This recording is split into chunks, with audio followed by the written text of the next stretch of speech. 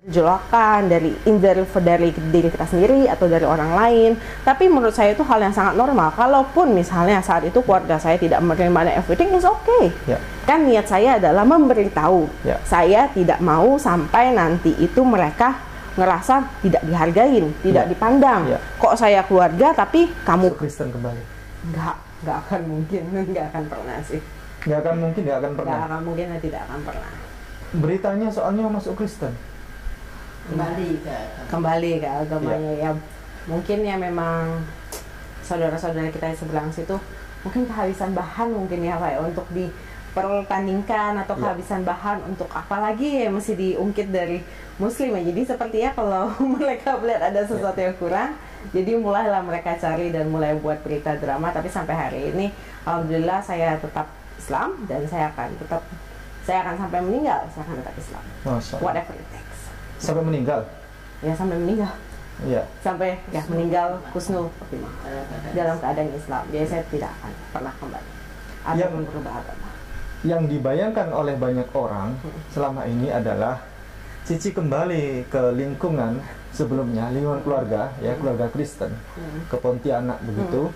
Terus kemudian Cici di sana kembali Kristen begitu, kembali ke gereja, kembali aktif di gereja, kembali bernyanyi di gereja, kan begitu kan?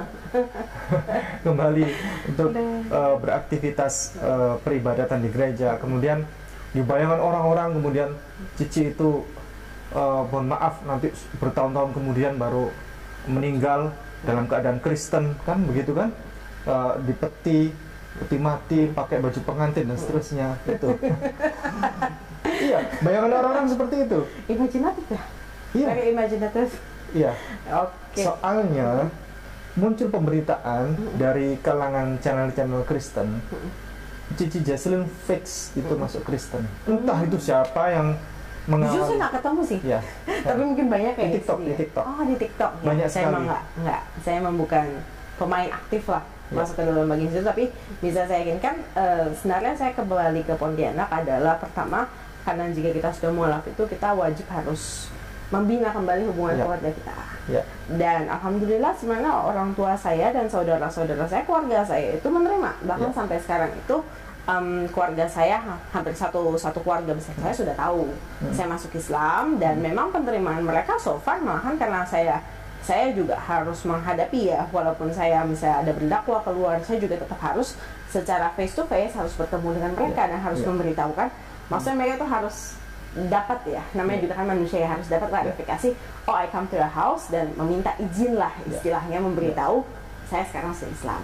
Dan bagaimana mereka sangat baik, jujur sangat baik. Sejauh ini itu tidak ada kayak pertentangan yang sangat besar dari sisi keluarga saya, dan bahkan dari sisi orang tua saya juga menerima, karena dalam posisinya juga saya pertama saya sudah hidup mandiri for so long, dalam waktu hidup yang cukup lama. Saya juga sudah berusaha, maksudnya hidup sekuler saya tuh saya pastikan tuh no problem dan memang baik-baik saja dan terus berkembang.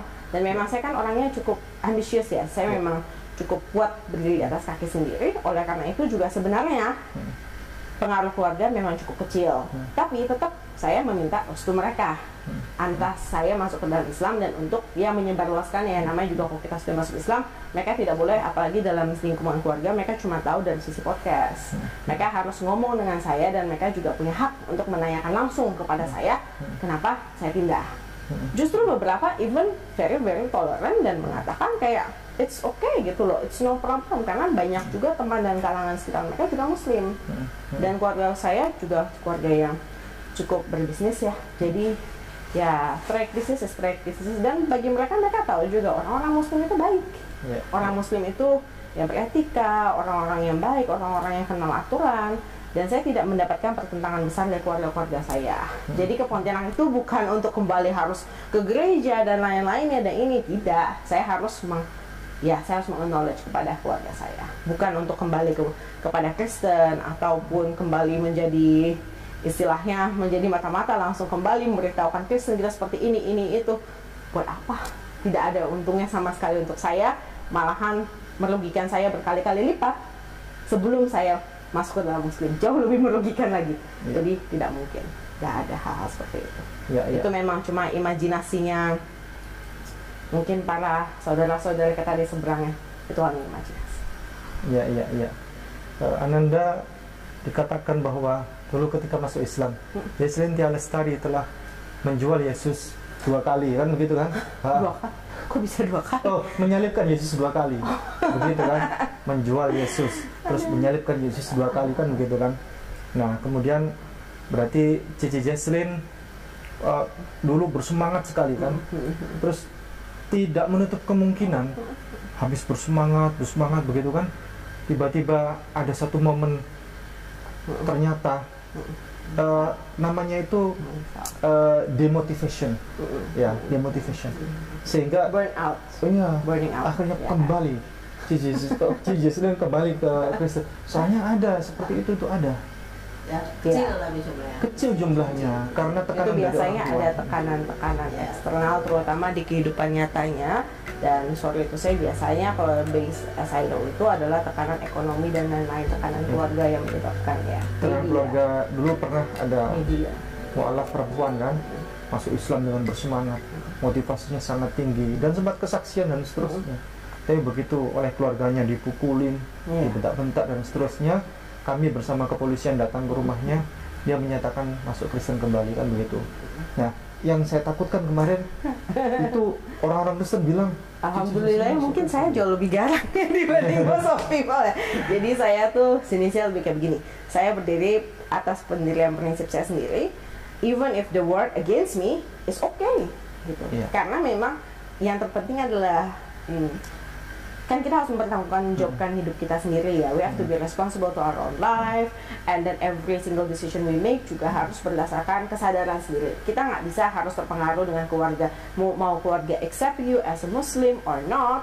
Ya, that's their opinion. Tapi but you have to think the best for yourself gitu. Kita nggak bisa menjadi orang tuh hanya untuk mengikuti orang. Kalau cuma mengikuti orang, sekarang di Cina banyak itu robot yang bisa jadi manusia. Tinggal aja di sebelahnya. But we are not robot, right? We're human. Kita diciptakan sesempurna ini, kita harus bisa berpikir, dan sometimes berpikir hal yang berbeda itu pasti ditentang. Pasti akan mendapatkan konflik, perjolakan dari diri kita sendiri atau dari orang lain. Tapi menurut saya itu hal yang sangat normal. Kalaupun misalnya saat itu keluarga saya tidak menerima everything is okay. Kan niat saya adalah memberitahu. Saya tidak mau sampai nanti itu mereka ngerasa tidak dihargain, tidak dipandang. Kok saya keluarga tapi kamu berpindah, kamu ini aja, kamu nggak mandang saya. Dan kalau saya begitu berarti kurang berguna saya masuk Muslim. Kenapa saya tidak menjadi lebih better ya? Malahan saya tidak menghargai lingkungan terdalam saya sendiri. Walaupun mereka semua ya agamanya beda, memang mereka masih Kristen tulen ya. Tapi we can learn how to appreciate each other even though we are different. Ya memang sih setelah mereka walaupun menerima, mereka tetap membuat gap. Jadi kayak I accept you as a family, but are you a family? Like okay, but you know like you're a Muslim. Tidak mulus, tapi jujur saja mungkin dari keluarga saya juga mungkin cukup tahu ya, mengenal saya orangnya seperti apa.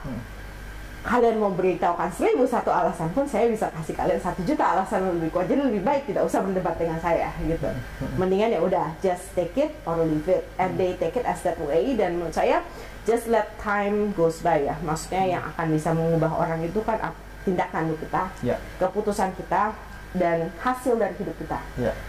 In 2 years, 5 years, or 10 years, mungkin ketika saya sudah menjadi yang benar-benar lebih cemerlang, saya mendapatkan sebuah pencapaian jauh lebih tinggi atau apa, mungkin baru mereka akan melihat kita kembali, atau they will never see us again, but it's okay, nggak apa-apa. Karena kan keimanan itu kita mempertanggungjawabkan akhir hidup kita. Akhir hidup kita mau kemana? Kita nggak harus mengajak semua orang one by one, semua harus ikut saya. Tidak, karena again kan walaupun jika kita memberitahu kepada mereka, walaupun kita melakukan things right, walaupun kita mencontohkan dalam kehidupan nyata kita sudah jadi nyata, tetap aja beberapa orang tidak bisa mendapatkan hidayah untuk mengikuti. They know, but they don't want to believe. Nah, itu kita tidak bisa paksakan kepada orang, tapi kita bertanggung jawab sampai akhir hidup kita untuk memastikan we make the right choice. Dan itu yang saya pastikan, dan itu yang saya jaga di kehidupan saya. Dan maksudnya a long time saya hilang dan everything else karena memang saya have to defend yourself itu tidak mudah ya. And standing alone itu memang tidak, gimana ya, walaupun kita kuat dan everything, tapi itu tuh takes time, takes a very long time, dan itu tuh takes all of our energy untuk keep the negative things away. Karena kalau kita nggak keep the negative things away, terus kita fight kiri, fight kanan, fight atas, fight bawah, nanti kita akan muncul satu sisi di mana kita burning out dengan everything, ya sudahlah, bodoh amat dan lain-lain. Nah, saya tidak mau mencapai titik di mana saya nggak bisa take control of my own life. Jadi saya selesaikan dulu satu persatu yang memang saya harus mengadjust kepada kehidupan seorang muslimah itu seperti apa. Habis itu terutama saya harus mengubah sebenarnya dari sisi financialnya saya, bukan berkesulitan, tapi pekerjaan saya yang sebelumnya yang saya masih tinggalkan itu adalah cukup masif dibandingkan yang saya harusnya kerjakan, karena basically kerjaan saya sebelumnya itu it takes, maksudnya di Islam itu kan kita mengenal namanya riba ya. Kita juga mengenal yang namanya bagaimana rezeki itu tidak barokah, bagaimana kita itu tidak boleh mengambil hak orang, dan atau kayak bagian dari rezeki kita itu emang ada titipan untuk orang lain. Jadi tidak 100% tuh everything of your income itu semuanya 100% mentah-mentah untuk kita, untuk kebanggaan kita. Walaupun kita ngasih orang itu harus ria, harus dikasih tahu, harus dipublikasikan. Nah, saya tuh dalam sisi yang saya mesti perbaiki dulu the very essence. Karena kalau essence ini dari saya berangkat, saya mengandalkan uang riba dan lain-lain, saya akan kecolongan pas akhirnya. Nanti kalau udah besar dan saya udah tidak mampu melakukan pengorbanannya lagi, pasti akan saya teruskan terus-menerus. Dan itu kan tidak baik di kehidupan saya karena berefeknya panjang. Banyak anak-anaknya dari situ. Jadi saya bereskan dulu di mana saya tuh mulai memilah-milih bagaimana maksudnya saya memilih karir yang jauh beda, secara income-nya beda jauh, tapi yang memang halal dan memang berguna untuk masyarakat umum. Dan saya meng-cut off, misalnya saya mengambil project apapun tuh yang banyak ribanya, banyak sisi-sisi di mana saya tuh secara tidak langsung itu membantu proses mengambil hak orang, ataupun membantu proses yang ada hal-hal yang sedikit tercemar lah, polusi, nepotisme dan lain-lainnya.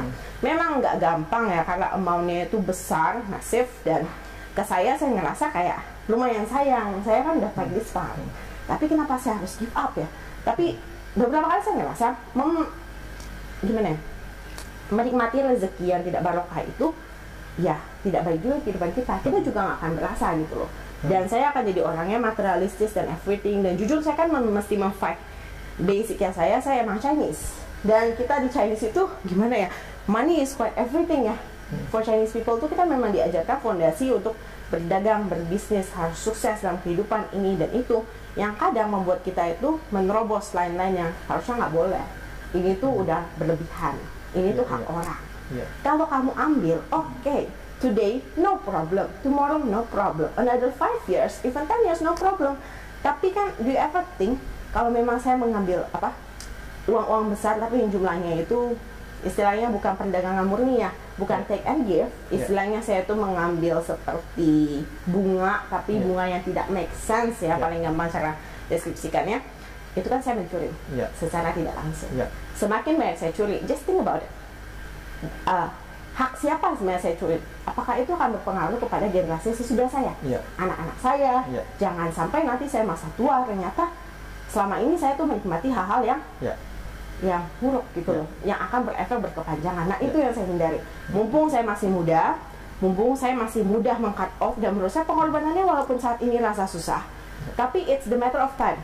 You want to cut it off now, or you want to cut it off later. Kalau now, basically karena masih banyak push, karena kita baru mualaf dan kita belum terlalu banyak masalah yang bertimpuk, mendingan selesaiin satu-satu supaya sambil berjalan iman kita juga kuat, walaupun kita memberikan pengorbanan itu tidak sebesar yang seharusnya, tapi memang it's count as sacrifice as well, karena kan kita tidak terbiasa ya. Dan berarti kan kita harus work twice harder, bahkan dengan cara yang jauh lebih soft dan jauh lebih lambat. Itu tidak nyaman sama sekali, dan itu menyakitkan, in realitinya sangat menyakitkan, but that's what we have to do. Dan menurut saya itu juga harus membuat saya sadar gitu, saya tuh harus banyak sifat-sifat yang dari agama saya sebelumnya yang harus saya hilangkan. Karena itu kan saya secara agama sebelumnya saya lumayan belasan tahun, sedangkan saya masuk muslim baru 1 tahun. Saya harus menghapus dulu kebiasaan-kebiasaan yang lama, semuanya saya bersihkan. supaya saya bertumbuh makan sebagai babi muslimnya kecap, itu. makan babi kecap gitu. Jujur saya nggak suka babi ya. Saya nggak pernah suka babi sama sekali karena memang Toki-toki dogi. Toki-toki dogi. Enggak. Emang nggak bisa makan. Rica-rica guguk. Kaitannya dengan riba ya. Iya, Yang betul. sebetulnya juga dianggap umum di masyarakat. Sebagian, tapi sebetulnya itu Sebenarnya itu efeknya fatal. Karena efeknya kalau menurut saya lebih tingginya begini. Riba itu kan gini, kita nanti hidup jika kita benar-benar berriba sekali, masa tua akan susah. Anak-anak akan susah. Orang lain akan pasti susah. Nah, ketika kamu menyulitkan sebaik itu orang, jangan pernah harap kamu tidak akan disusahkan. Pasti kamu akan disusahkan berkali-kali lipat dari hal yang kamu ambil dari orang lain. masa tuanya susahnya. Satuannya memang susah. Saya masa tua itu akan susah. Saya melihat di contoh. Betul, saya juga cukup hidup dengan melihat contoh ya. Tapi emang kalau dari dulu, karena saya mikir ya semua orang melakukan hal yang sama dengan saya. Tapi kan sekarang saya sudah belajar Islam, saya mesti bisa membreak through hal itu, dan memang itu kewajiban saya. Dan kalau saya tua, saya melakukan hal yang salah, terutama di bagian ekonomi dan financial, kadang itu bisa menjadi stagnan. Ada nanti di beberapa umur saya sudah tidak bisa membuat keputusan itu karena sudah bukan tentang diri saya. Kalau saat ini kan saya masih bisa membuat keputusan karena everything is only myself. Bagaimana jika nanti saya punya anak? Anak saya mungkin kalau bukan cuma satu, ada dua, atau punya banyak tanggungan yang lain yang harus saya penuhi, saya nggak akan bisa seleluasa ini. Sekarang saya mengorbankan sedikit of my kebiasaan untuk high income achievement, whatever it takes gitu loh. Whatever it takes, yang penting saya nomor satu. Nah itu saya mesti harus potong gitu loh. Ambitious is good at some level gitu loh. People have to be ambitious supaya ada mimpi, supaya ada harapan. Kita perlu ambisi itu. Tapi too many ambitious itu akan membuat orang itu toxic and very much dangerous. Baik pemirsa, para penonton yang kami muliakan, ini aplikasinya gampang sekali. Cukup saya pasang fotonya Ananda Jesslyn Tia Lestari, terus kemudian saya masukkan suara identik dia, terus kemudian diaplikasikan ke foto tersebut, jadilah tayangan seperti ini. AI ya. Bagaimana caranya membuktikan bahwa ini AI atau bukan? Caranya membuktikannya mudah. Saya nanyanya 10 kata, dia jawabnya 1000 kata. Berarti ini Jesslyn Tia Lestari asli, bukan AI ya. Ini mohon maaf, ini bukan AI. Ini Jesslyn Tia Lestari asli. Terus kemudian semakin ke depan nanti di dalam tayangan video akan sulit kita membedakan antara AI dengan natural ya. Saya nanya hal yang paling penting ya. Sejauh mana peningkatan derajat keimanan Ananda dari dulu sampai sekarang, apakah semakin downgrade atau semakin upgrade, naik atau turun sekarang? Nah, kalau untuk peningkatan iman saya, jujur saya merasakan upgrade yang lumayan ya, dalam artinya saya tuh sudah mulai sifat-sifat saya sebelumnya dari agama sebelumnya itu sudah mulai terhampas dengan mudah. Jadi tidak terlalu susah untuk mengikuti ajaran-ajaran muslim, tidak terlalu susah untuk memegang kaidah-kaidah kemusliman, dan tidak terlalu susah untuk harus patuh. Karena kan dari sebelumnya kan, maksudnya kita, jika saya di agama sebelumnya itu tidak patuh, tidak apa-apa. Toh penebusannya sama. Nah, kepatuhan itu secara kepatuhan jujur itu cukup mengupgradekan iman saya ya. Dan secara keimanannya saya lebih kuat untuk menghadapi seperti ya cobaan-cobaan segelintir, mau dari internal, dari sesama muslimah kita, ataupun dari eksternal. Jauh lebih kuat, jadi lebih kayak ya sudahlah, kita nggak usah terlalu ngotot istilahnya. Hidup tuh istilahnya cukup berserah diri, cukup mulai patuhi aturan-aturan yang memang agama kita tetapkan. Hidup udah mudah sih sebenarnya, kita sudah diberikan panduan A, B, C, D, F, G, jika kamu melanggar bisa ini, jika kamu mematuhi bisa ini, dan ada warning-warningnya, ada warning-warning sanksi hidup kita yang harus kita patuhi. Dan ketika kita mematuhi, walaupun menyakitkan dan rasanya kayak kok mesti begitu sih, kok harus begitu sih, kok harus begini, pelajari. Dan nggak apa-apa ketika saya di muslim, saya boleh mempertanyakan. Jadi critical thinking saya tidak membuat saya sebagai ateis, tidak membuat saya dicap sebagai oh kamu dangerous, kamu berbeda, kamu begini. Itu nggak apa-apa, karena di muslim itu it's fine, it's a normal thing. Kalau saya nggak mau mematuhi serta-merta hanya karena disuruh pokoknya harus tunduk, pokoknya harus ikut, harus ini. Saya bisa tanyakan, kenapa bisa begitu? Saya punya cara lain gitu loh. Instead of yang kamu kasih tahu, kenapa nggak lewat cara A, B, C, D, E, F, G? Pakai cara saya aja. Nanti mulai akan ada explanationnya baru buat merasa saya bener juga sih. Hidup saya ribet banget ya, harus dipikirin semua sendiri ya. Begitu. Jadi cukup mengupgrade keimanan saya di dalam segi pertahanan keimanan ketika ada cobaan-cobaan yang menurut saya tuh nggak masuk akal. Kok hal-hal begini bisa kejadian sama saya gitu loh. Hal-hal yang di luar out of my planning. Tapi kuncinya sebenarnya satu, untuk menguatkan iman kita adalah berserah diri dan memang kita harus ikhlas. Jadi, ikhlas dalam arti apa? Ikhlas dalam menerima rezeki, pahala, hal-hal yang baik dalam hidup kita, dan ikhlas ketika kita mendapatkan cobaan yang buruk dan yang menyakitkan. Sengsara itu kita mesti ikhlas. Karena ketika kita ikhlas, di baliknya itu perasaan kebahagiaannya, kenikmatannya tuh jauh melebihi itu. Dan kita baru bisa melihat betul ada hikmah pembelajarannya. Kita bisa belajar secara keseluruhan tanpa kita rasa-rasa istilahnya, tanpa memakai emotional feelings. Kita jauh lebih bisa menikmati hal itu, tapi memang jujur untuk menjadi ikhlas susah. Tapi itu salah satu kunci utama untuk meningkatkan keimanan kita. Karena memang di Muslim kita mesti diajarin harus ikhlas, harus sabar, harus patuh dengan perintah-perintah Allah, harus mengikuti dengan baik dan benar untuk kebaikan kita sebenarnya. Jadi aturan-aturan diciptakan itu supaya menjaga kamu dari bahaya, bukan untuk membahayakan kamu. Tidak ada orang yang meninggal karena diberikan aturan. Selama aturan itu make sense, terutama aturan ini kan memang sudah dari ribuan tahun, dari zaman dahulu kala Al-Quran itu tidak pernah berubah.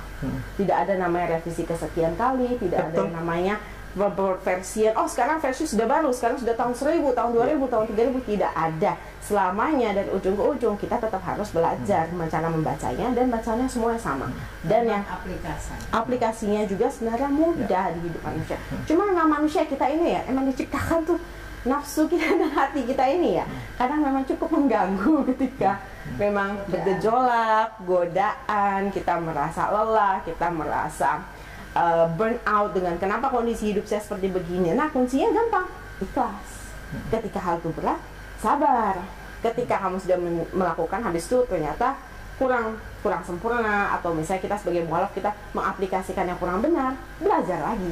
Kita diberikan kesempatan hidup itu panjang, dan diberikan aturannya kok udah satu, Al-Quran, ikutin, patuhin, jalanin, beriman, sudah setengah dari urusan hidupmu itu sudah kelar. Sisanya tinggal hidup sekunder kamu pelihara dengan baik-baik, kamu aplikasikan yang kamu belajar saat kamu melakukan tindakan, saat kamu mengambil keputusan, saat kamu hidup di tengah-tengah masyarakat, kamu aplikasikan. Kamu jangan berubah 100%, oh saya di sini, saya rohani, sekali saya di masyarakat umum, semua orang saya ajar ujung ke ujung. Jangan. Itu cara yang keduanya. Dan susah memang. Tapi, again, kita manusia, walaupun susah, nggak apa-apa salah. Tapi harus dicoba. Jangan, karena kan banyak saya mendengar juga, saya juga masih sering dengar podcast. Tapi jujur emang saya dengar podcast, terus saya nggak pernah pakai akun saya. Karena kalau saya pakai akun saya naik, saya masuk, dipanggil, dinaikin, terus saya agak bingung. Saya agak gaptek kalau masalah bagian sosial media yang harus masuk ya. Saya tuh kadang mikir, ini kan ada banyak orang lagi live ya, kenapa ini harus dipanggil ini? Jadi akhirnya saya juga agak kesulitan, harus pakai akun saya sendiri nggak bisa, saya bikin akun lain masuk juga ribet. Akhirnya ya udah, saya kayaknya nonton secukupnya dari YouTube, dari yang tidak terlalu live. Jadi saya sebenarnya emang kurang tahu juga ya, sampai ada info di TikTok yang begitu-begitu.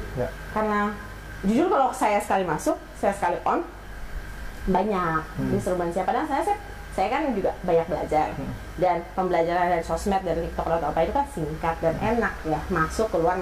Cuma memang ada tantangannya begitu. Saya masuk, saya pinginnya dengar, saya malah dinaikin, kan saya bingung. Saya ini sambil ngedengar TikTok, saya sambil kerja, saya nggak bisa merespons seperti itu. Begitu sih.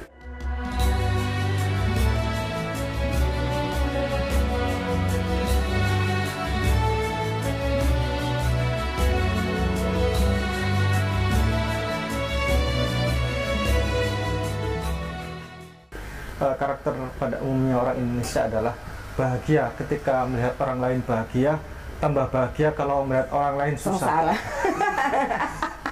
Nah, itu kepada calon-calon Kristen yang kemarin menginformasikan bahwa Ananda Cici Jesslyn telah murtad masuk Kristen. Ada juga ya calon-calon Kristen rame kondisinya sekarang, membayangkan bahwa kondisinya terpuruk. Ya, jadi Jesslyn ini terpuruk kesendirian ya. Terus kemudian ateis, ya kan, menjadi ateis kembali, Ya, karena sudah Ada ya? iya, ada yang seperti itu kabarnya. Saya pengen lihat loh. Saya penasaran. Jujur saya penasaran. Jadi di TikTok tuh rame, sampai siapa saja itu WA ke saya. Ada banyak yang WA ke saya. Bener nggak ini? Bener nggak ini? Ini menginformasikan begini. Ini informasikan begini. Ateis begitu kan? Sekarang jadi ateis loh gitu kan? Bagaimana? Bener nggak jadi ateis itu? Nggak mungkin saya jadi ateis. Iya, iya. Karena ateis itu kesalahan sebenarnya. Itu Iya. kesalahan karena kebingungan. Iya. Jadi ateisme itu bukan hal yang harus kita toleransi sebenarnya. Karena ateisme itu dapat memblunder yang parah. Itu tuh bisa backlash ke kita sangat amat parah dan bahkan bisa menghilangkan tingkat kemanusiaan kita. Iya. Dalam skala yang parah ya. Jadi jika kita misalnya saudara-saudara luar juga merasa diri kita ateis atau misalnya pernah melewati seperti yang saya rasakan, carilah agama secepat mungkin. Karena kalau tidak diperbaiki sudah mengkristalisasi, arahnya tuh jauh lebih destruktif dibanding tidak ada agama sama sekali. Dan itu memang parah dan itu memang kesalahan karena bagaimana manusia itu mudah pikir ya. mudah bingung ya, konsep pemikiran yang salah tapi yang dikristalisasi. Nah itu berbahaya Iya. bagi orang-orang. Tapi kalau masalah kesendirian dan lain-lain, jujur saya orangnya like I said, saya tidak bermasalah dengan kesendirian dan bertahan sendiri dan everything else. Bukan karena saya harus mengatakan oh saya serba kuat, saya serba gimana. Tidak, saya juga manusia, saya juga bisa capek, saya juga bisa lelah, saya juga ada kondisi-kondisi yang saya tidak bisa hadapin.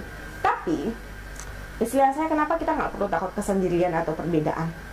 Kalau kita meninggal juga nggak akan meninggal rame-rame. Meninggal pasti kita meninggal sendiri gitu loh. Yeah. Jadi bertanggung jawablah atas hidupmu sendiri. It's okay to stand alone in this life.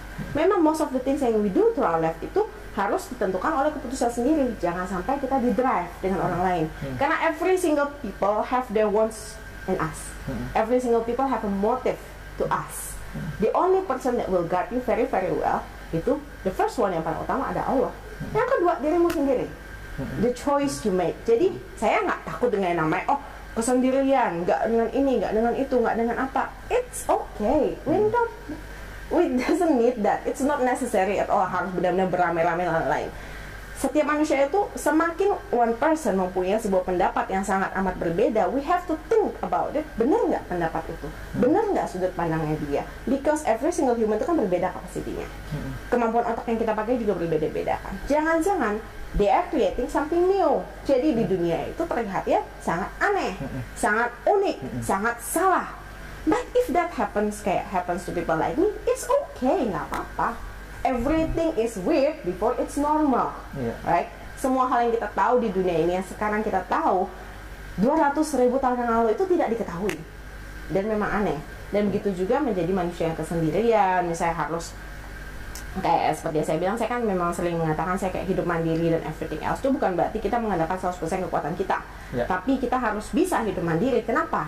Karena nanti jika ada permasalahan atau apapun juga kita bisa 100% sadar ini keputusan saya. Dan ketika kita salah, refleksi dirinya lebih mudah.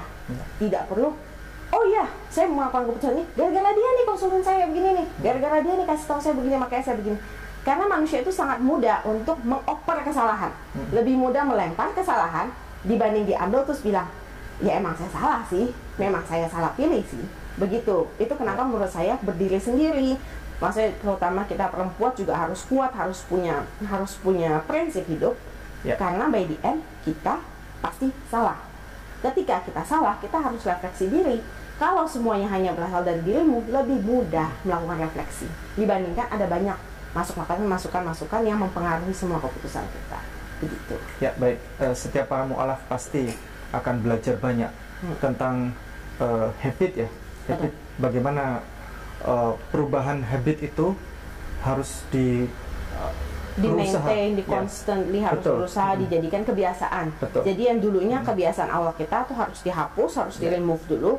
Habis itu ditanamkan yang baru, terus kita biasakan sampai jadi putaran seperti muslim pada umumnya. Karena mulai memang kita lama prosesnya. Anda pernah dengar pasti ya, kalau dulu di Kristen semuanya halal. Semuanya boleh dimakan, ya kan? Semuanya boleh dikerjakan, kan begitu kan?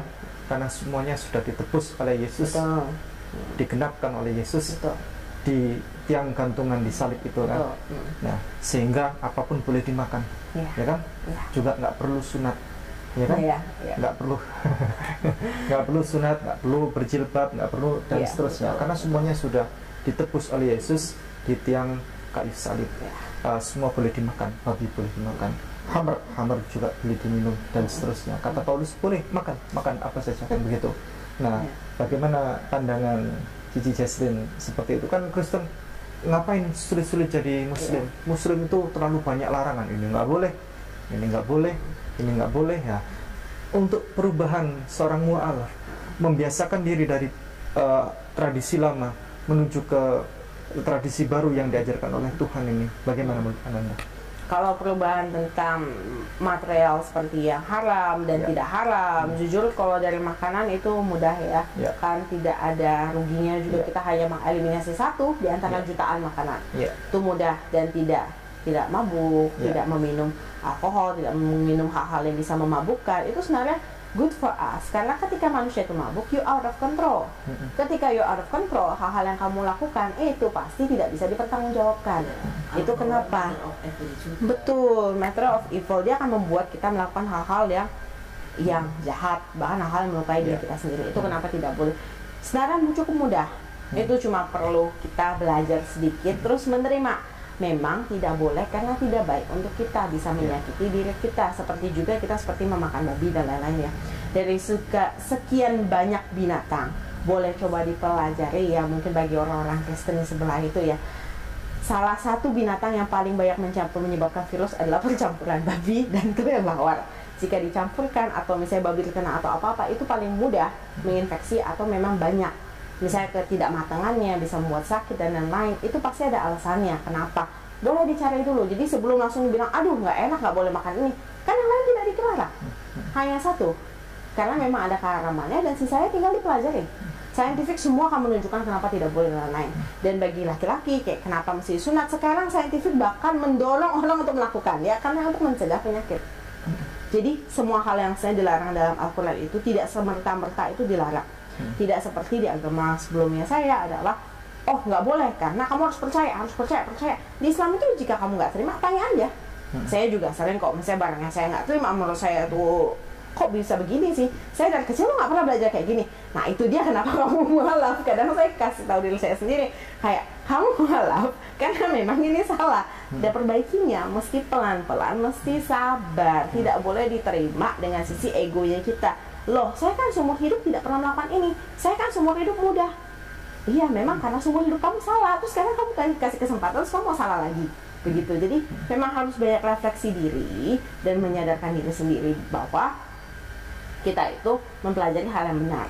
Kita mencoba untuk membenarkan kesalahan-kesalahan kita. Dimana saat proses kita mualaf, kita belajar cara pembenaran, niat kita membenarkannya saja, walaupun hasilnya masih salah, sudah terhitung. Karena memang kita tidak tahu caranya dan belum menemukan caranya. Dan itu menurut saya itu privilege yang terbesar, dan mualaf tuh mendapatkannya. Asalkan gini, asalkan kita niat dan dilakukan terus-menerus. Dilakukan sampai jadi kebiasaan. Kan ya, everybody can do anything as long as exercise gitu loh. Exercise it all the time gitu. Nggak akan susah, tidak akan seberat itu. Kalau memang kita jalaninya memang karena kita tahu kita memang hidup dan mati kita semua dari tangan Allah. Jadi apapun perintah Allah juga masih kita pelajari dan kita ikutin. Seberapa susahnya itu tidak akan membunuh kita, pasti baik untuk manusia. Dan manusia tuh memang ada jalur takdir yang mesti kita lewatin. Memang kita harus percaya dengan itu. Coba kita tes dia dengan pertanyaan yang sulit. Ini soalnya yang lalu saya diskusi sama sahabat saya Kristen tentang babi kan, soal babi. Imamat pasal 11 ayat 7 sampai 8, Ulangan pasal 14 ayat 8. Haram makan babi dan seterusnya. Kata dia gini, jangan salah, orang Kristen itu adalah paling berjasa dalam menjaga populasi babi, katanya. Kalau misalnya nggak ada yang makan babi, overpopulation, itu overpopulate. Jadi populasi babi itu terlalu nanti terlalu cepat nih berkembang, nanti nggak ada yang makan, katanya. Kristen berjasa, katanya. Kalian orang Islam harus berterima kasih pada orang Kristen yang telah menjaga populasi babi ini sehingga rantai makanan ini seimbang, katanya. Ayo bagaimana? Ini nggak masuk akalnya sampai ke ujung. Babi itu tidak punya pertahanan diri, tidak bisa memakan manusia, tidak secara ininya bisa seperti apa, predatorial atau berada di puncak dari rantai makanan yang bisa menghancurkan sistem ekosistem. Contohnya salah satu barang yang bisa menghancurkan sistem ekosistem itu kalau tidak adanya apa ya, semut atau sesuatu barang yang kecil-kecil itu baru bisa menghancurkan ekosistem. Tapi selama seumur hidup saya belajar biologi, saya belum pernah belajar kalau babi dihilangkan dari ekosistem itu, ekosistem sebuah rantai makanan bisa punah dan hancur. Kayak nggak masuk akal sih. Dan kenapa kita harus berterima kasih kepada orang Kristen? Masih banyak binatang lain yang bisa, dibantu oleh orang Kristen untuk dikontrol selain babi. Baik, pertanyaan terakhir ya, sebelum nanti Ustazah Eti yang melanjutkan. Katanya mau umroh atau nabung umroh atau bagaimana? Rencana sih ya, saya pingin umroh. Kurang lebih ya lihat ya kemampuan dan misalnya waktu membolehkannya juga kapan. Karena kan saya juga belum tahu secara detail kayak cara mengumroh seperti apa. Saya harus belajar dulu cara umrohnya. Habis itu saya juga mesti tahu esensi kenapa saya mesti umroh. Dan yang lebih kuatnya lagi sebenarnya kalau memang saya berkemampuan, dan dari hal-hal yang saya lihat kan kalau untuk hal-hal yang biasa saja saya tuh mampu-mampuin. Kenapa untuk hal yang sebenarnya kamu mampu, kenapa kamu tidak mampukan gitu kan? Kenapa tidak dilakukan? Saya sih berusaha untuk ya prioritaskan dulu umroh. Sisanya setelah umroh masih bisa, masih banyak kesempatannya kita ya. Karena kan kita tidak tahu misalnya kapan lagi kita mampu, atau mumpung saya juga masih muda dan jarang misalnya ada anak muda yang langsung menetapkan diri untuk pergi umroh, tapi itu bagus untuk keimanan saya juga. Karena kan saya masih pemula, masih cukup awal dalam tahap mualaf itu, menurut saya itu penting untuk tahu sejarah, untuk tahu pemikiran, karena saya juga orangnya, saya nggak bisa terima gitu aja. Nggak begitu aja dikasih ke saya terus udah saya telan, udah kelar ngikutin, nggak bisa. Jadi saya termasuk satu orang yang butuh melihat secara faktanya dan mengikuti ajaran-ajaran, berusaha untuk memampukan. Ya, nanti kalau ini kan ada komentar, pasti akan muncul komentar. Hai Jesslyn, kau mau umroh, kau nanti menyembah batu hitam gitu. Sebenarnya itu umroh bukan menyembah batu hitam ya, itu kita lebih mempelajari ya bagaimana bisa sampai turunkannya Al-Quran, apa yang Nabi kita perbuat lebih dahulu, sejarah-sejarah yang ditanamkan dalam umroh itu sebenarnya bukan menyembahnya atau memintanya, tapi belajar. Datang ke tanah suci, kita belajar, kita istilahnya kita merenungkan kembali seperti apa, seberapa susahnya. Seperti kita tuh sampai hari ini bisa mendapatkan ajaran Al-Quran, kita mempelajari kembali sejarah-sejarahnya supaya kita bisa berpikir lebih dalam untuk memperkuat iman kita, ataupun jika selama ini kita masih ada kesalahan-kesalahan, kita bisa belajar saat kita umroh. Jadi bukan untuk menyembahnya, tapi untuk kita belajar. Kalau bagi saya itu penting untuk kita belajar. Dan kita sebagai umat muslim, apalagi yang mampu atau bisa berkemampuan, harus kita usahain dulu. Karena kan hidupnya diberikan cuma-cuma. Kita cuma tidak diwajibkan juga bagi yang tidak mampu. Jadi tidak ada paksaan sama sekali dalam umroh. Umroh itu adalah keinginan dari dalam hati kita sendiri. Jika kita merasa, oh sepertinya saya butuh, ya silahkan, kenapa tidak diusahakan. Sedangkan hal-hal lain kan kita bisa usahain ya. Kita mau liburan kemana aja kita pasti usahain kan. Kita mau beli apa aja pasti kita usahain. Nah kalau umroh juga emang berat bagi some people, tapi kalau bagi emang kita berkemampuan dan kita bisa, apalagi prosesnya kita masih mualaf, itu cukup membantu pembelajaran kita jauh lebih pesat, supaya kita juga diberikan hidup yang lebih jernih lah. Kita lebih mengetahui, kita juga lebih belajar langsung dari pusatnya. Jadi kita tidak belajar dari perkataan-perkataan orang, dari ini itu, kita bisa langsung belajar dari sejarahnya. Dan itu spesialnya Islam. Memang mereka menciptakan di mana ada sesi di mana umroh ini memang kita khusus untuk belajar kalau bagi saya. Karena itu bagi saya yang lebih penting dibandingkan harus diyakinkan. Begitu. Baik, kepada saudara kami Kristen dan Katolik yang sering acap kali menghina bahwa haji umroh itu menyembah batu hitam. Iya, kan itu nggak menyembah. Kita ini kan salah ya. Dan kita ini salah. Karena apa?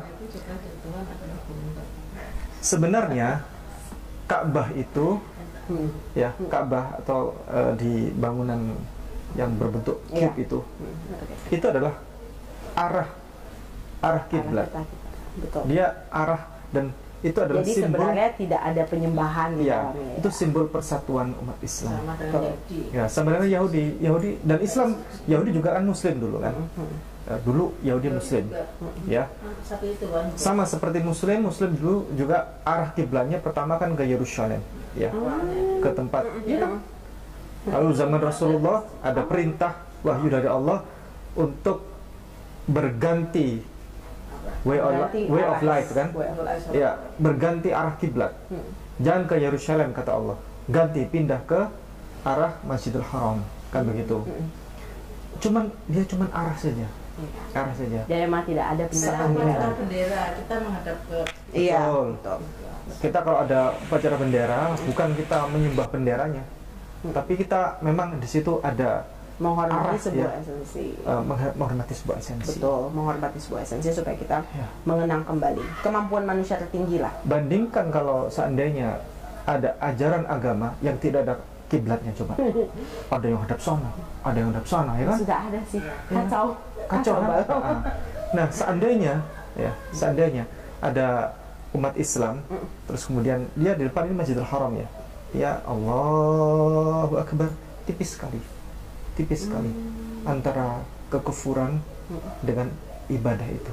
Ya. Karena ketika dia merasa dia menyembah. sholat, dia menyembah ke Ka'bah, batal itu imannya. Muslim di depan Masjidil Haram, ya, ketika haji atau umrah, dia sholat, dia merasa menyembah Ka'bah, batal imannya. Bukan hanya batal sholatnya, bukan hanya batal ibadah haji dan umrahnya, batal juga imannya.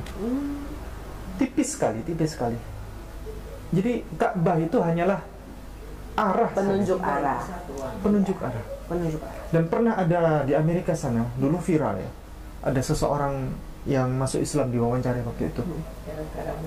Kenapa Anda masuk Islam? Lalu si yang narasumber tadi, dia menjawab bahwa saya melihat hanya sekian detik saja orang Islam itu di tanah Masjidil Haram dari atas itu, ya, di zoom, ya, dari atas dia zoom out gitu kan, terus di zoom in begitu, hanya sekian detik saja sesudah qomat. Qad qamatis shalah, Allahu akbar, la ilaha illallah. Zoom out kameranya dari atas itu, hanya sekian detik saja. Lalu dari sahabat. ya, sang imam menyatakan istaqimu wa'tadilu sawu sufufakum, rapatkan saf kalian, kan begitu. Hanya sekian detik saja, nggak perlu ini luruskan, nggak perlu. Karena ada kiblat di situ. Ya. Orang sudah langsung ya kan. Kemudian yang di luar Masjidil Haram sampai ke tanah arah terminal, ya. Kan Masjidil Haram itu kan luas kan, ya. Sampai tidak menampung, sampai ke terminal Ajat itu kan. Sampai ke terminal bis itu banyak yang sholat tuh. Memanjang di hotel, mall dan seterusnya, di lapangan sana sampai arah terminal. Di terminal Ajat sana itu banyak orang sholat, dan situ tanpa perlu ada yang merapikan, automatically langsung orang rapi sekali. Dari situ orang Kristen tadi masuk Islam. Katanya, Masya Allah. Ditanya sama penanya, Anda untuk merapikan seperti ini butuh berapa menit? Saya kira butuh sekian jam gitu kan. Betul. Tapi begitu dia melihat begitu, hanya sekian detik saja langsung Allahu Akbar, semuanya rapi. Begitu. Begitulah kalau ada kiblat. Kalau ada arah, ada petunjuk. Iya. Baik, Ustazah Eti, barangkali silakan. Ini sudah banyak, ya. Bismillahirrahmanirrahim. Assalamualaikum warahmatullahi wabarakatuh. Saya kira sih sudah cukup banyak, ya. Yang saya harapkan dari Jesslyn saja, yang saya expect, ini Jesslyn kan masih muda, diberi karunia kecerdasan, ya kan. At least you speak two languages, ya kan. Yes. Mandarin dan English. Nah, saya sih kepinginnya coba belajar. Kami nggak ada kader nih. Ya toh? Iya sih, betul. Belajar bahasa Arab, belajar bahasa Ibrani. Iya sih. Harusnya sih saya lakukan bahasa itu. Latin. Betul. At least itu untuk bisa membentengi akidah saudara kita yang Muslim dari sisi, jadi kita ada regenerasi. Ya, ada regenerasi sisi Betul kami sih. seperti kami ini, walaupun Iya. yang namanya dakwah seperti kami ini itu mentalnya harus kuat karena banyak dihujat kan. Ya, kalau dihujat sih, menurut saya udah biasa. Dari Iya. dulu saya udah cukup biasa dengan penghujatan, dan memang saya orangnya tidak terlalu banyak memusingkan pendapat orang lain. Saya jenisnya yang bisa menutup telinga dan fokus.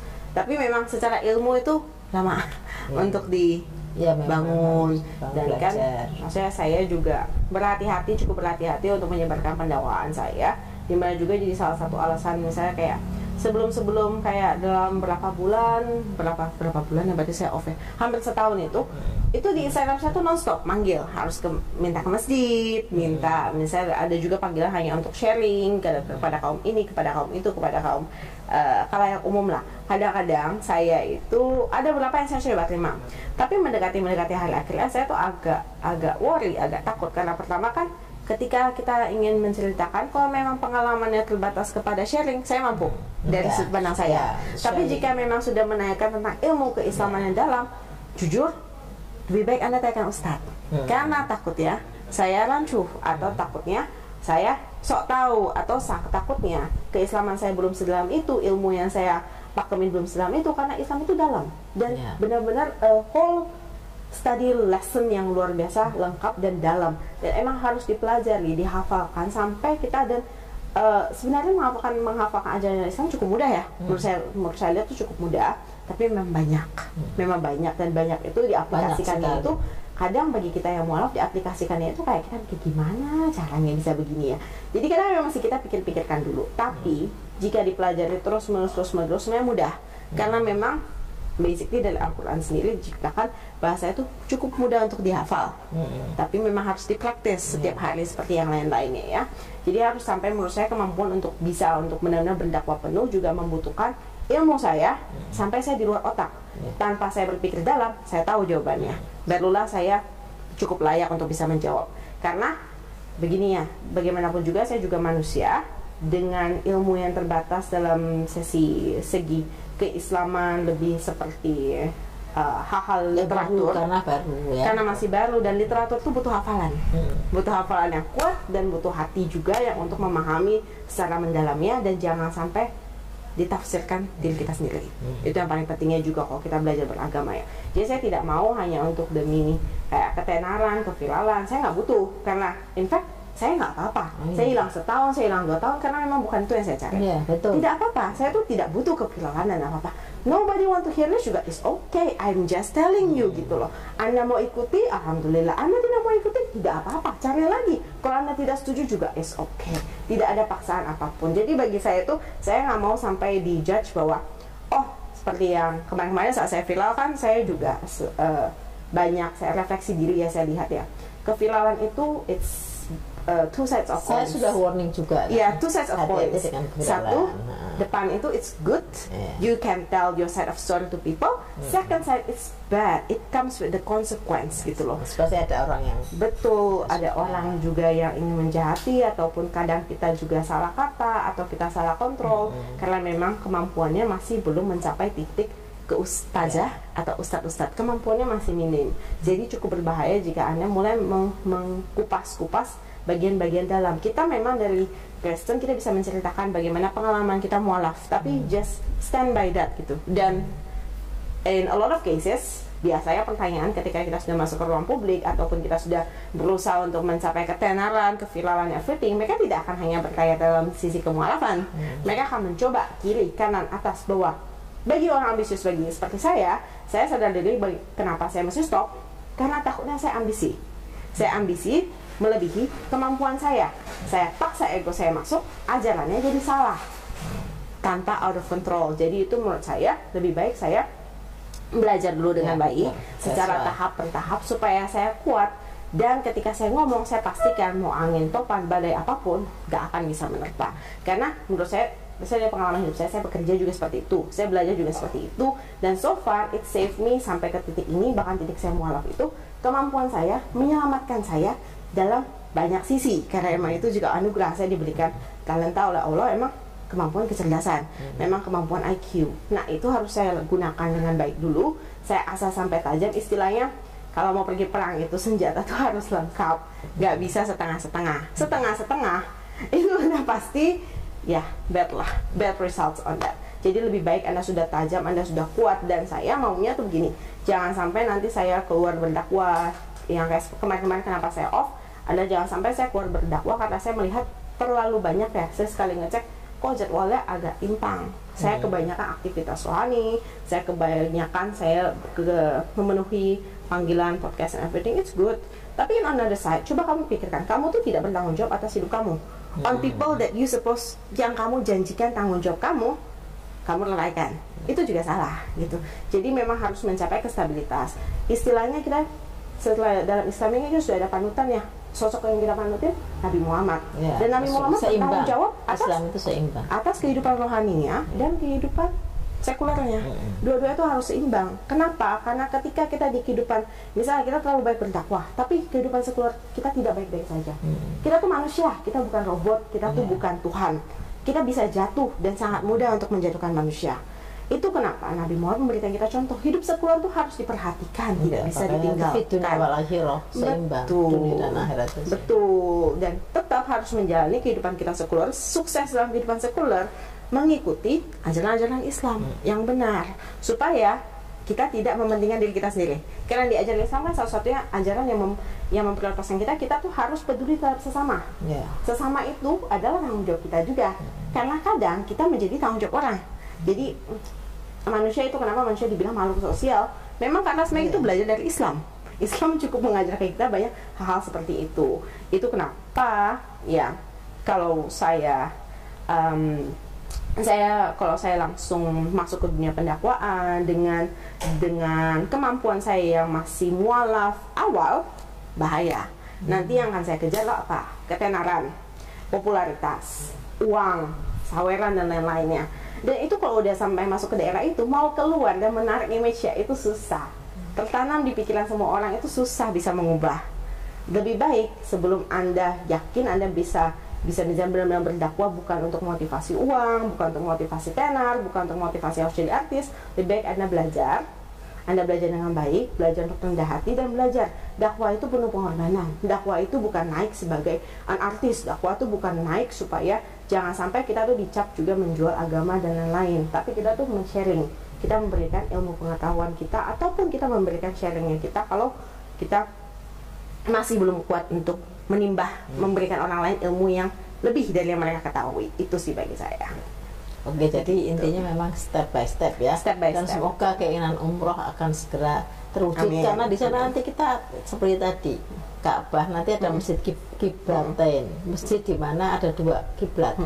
Maksudnya waktu itu Rasulullah sedang sholat, datang wahyu dari Allah untuk memindah kiblat. Karena sebenarnya Baitul Maqdis dalam perspektif Islam kan juga punya nabi kami juga kan, Nabi Daud, Nabi semuanya, Salomo atau Nabi Musa itu juga nabi kami sama dalam perspektif Islam. Sehingga waktu diprotes oleh orang-orang Yahudi, akhirnya turun wahyu untuk Rasulullah menghadap ke Ka'bah. Nah, karena itu masjidnya nanti kalau kita umroh ditunjukkan. Ini namanya masjid kiblatain, di mana wahyu itu turun di situ. Sampai sekarang masjidnya masih ada.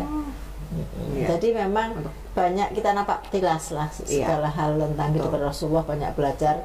Dan di sana kehidupan dunia kan kita lepas. Maksudnya di sana benar-benar kita fokus untuk ibadah.